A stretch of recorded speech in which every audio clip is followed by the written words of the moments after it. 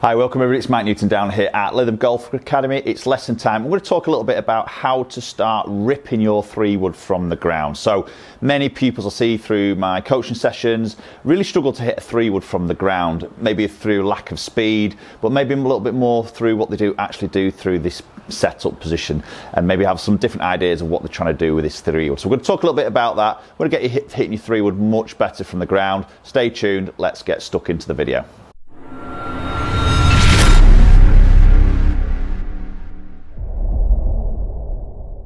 Okay, so we're going to talk about the 3-wood and hitting it off the ground. A lot of golfers I find will hit it off the tee and pretty successful. Obviously, it's just in that area a little bit, tends to make it a little bit easier.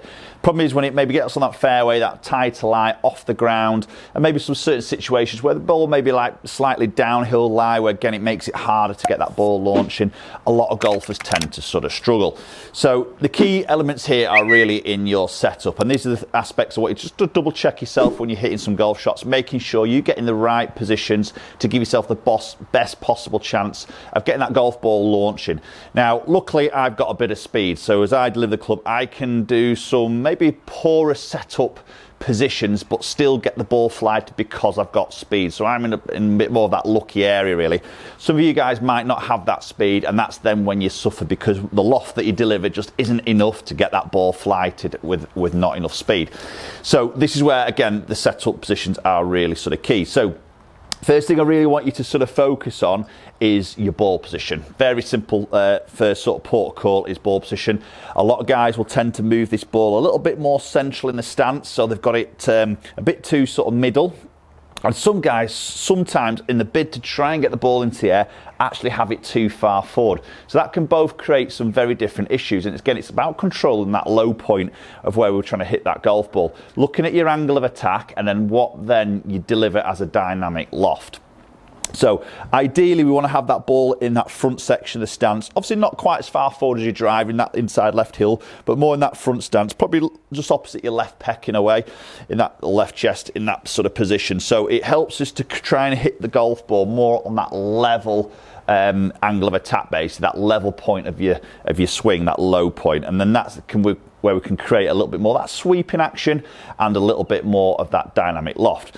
If we play the ball too far forward, as I said, some golfers in a bid to try and get that ball launching higher, they sort of lean back, they get the ball forward, but obviously then your low point is going to be very much behind the golf ball, and then you're going to be hitting more up through the shot as you get to the golf ball, and potentially then you're going to be hitting a lot of thins and probably even top shots on there as well.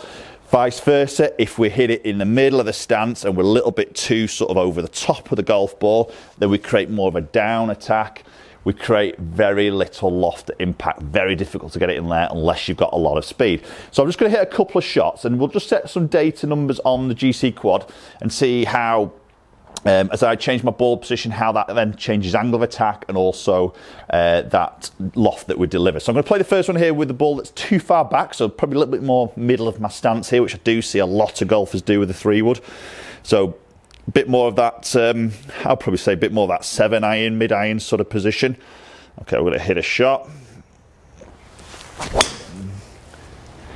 Okay, and that wasn't a great strike, to be fair, because of that position. Definitely more interaction with that ground, hit a little bit more sort of down it. So quickly having a look at those numbers on quad. See that angle of attack, AOA, is 4.4 down. Okay, so I'm hitting down it, and you can see then the loft that I deliver is only 11 degrees of dynamic loft impact. 3-wood I've got in my hands there is a Ping G410. That's 14.5 degrees static loft. Should be delivering a little bit more than that at impact, but I'm actually delivering less. So 11 is not a lot of loft at impact. So you can see ball speed 106. Smash isn't very good there. Just move that into that next section, and we can see carry that at 210 yards as a carry distance, launching at 10.6. Okay, so that wasn't the greatest of 3-wood shots there for me. As I say, I'm lucky I've got some speed, so it still can get up and away for me, but it didn't feel very great. Very good, should I say. It got a little bit into that ground, a little bit sort of diggy, it felt in a way. So what I'm going to do now is try and get that ball in more in that ideal sort of position. So a little bit more in that front section, opposite that left chest sort of position. So we've got a chance then of getting the angle of attack and the low point more level as we get into that impact position. And again, we'll look at some numbers and see how that can really sort of change the delivery of that loft, and then how can that actually affect the ball flight and the efficiency. So a little bit more in that front section of stance.